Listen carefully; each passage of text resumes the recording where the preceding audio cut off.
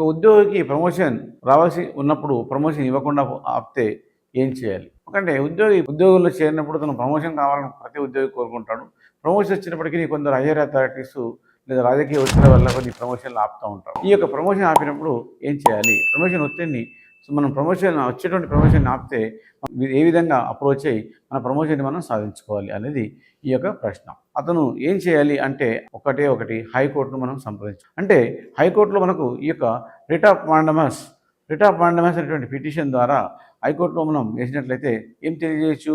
ఈ యొక్క హైకోర్టులో రిట్ ఆఫ్ మాండమస్ ద్వారా ఉన్నతాధికారులను సరిగా పనిచేసి ఉన్నతాధికారులు వారి యొక్క కర్తవ్యం నిర్వర్తించి నా యొక్క ప్రమోషన్ ఇవ్వండి అని చెప్పడం కోసం మనం రిట్ ఆఫ్ మాండమస్ చేయొచ్చు. రిట్ ఆఫ్ సర్క్యులర్ పిటిషన్ ద్వారా ప్రమోషన్ ఆపినట్లయితే ప్రమోషన్ ఆపడం అనేది తప్పు అని తెలియజేస్తూ రిట్ ఆఫ్ సర్క్యులర్ పిటిషన్ వేసుకోవచ్చు.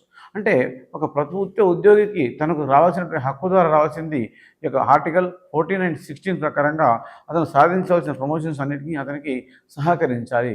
సో ఆ యొక్క ప్రభుత్వం సహకరించాలి, ఆ యొక్క డిపార్ట్మెంట్ కూడా సహకరించాలి. సో ఎప్పుడైనా మీరు ఒక ప్రమోషన్ వచ్చేది, ఆ ప్రమోషన్ని మీకు ఆపేశారు అనుకున్నప్పుడు మీరు మీ యొక్క హైయర్ అథారిటీ అంటే మీ యొక్క డిపార్ట్మెంట్ హెడ్ ఆఫ్ ద డిపార్ట్మెంట్కు ఒక రిప్రజెంటేషన్ రాయండి. పిటిషన్ వేయడం మాత్రం జస్ట్ 3 రోజుల నుంచి 4 రోజుల బెంచ్ మీకు రావడం, ఆర్గ్యుమెంట్ చేయడం అంతా కూడా కంప్లీట్ అయిపోతుంది. సో కాబట్టి ఇంకో పిటిషన్ అదే సింపుల్ ఏంటంటే మీకు కంటెంప్ట్ ఆఫ్ ద కోర్ట్ అనే పిటిషన్ వేసుకొని వాళ్ళ బాధ్యతగా చేసి కోర్టుకు కూడా పిలిపించే అవకాశం ఉంటుంది.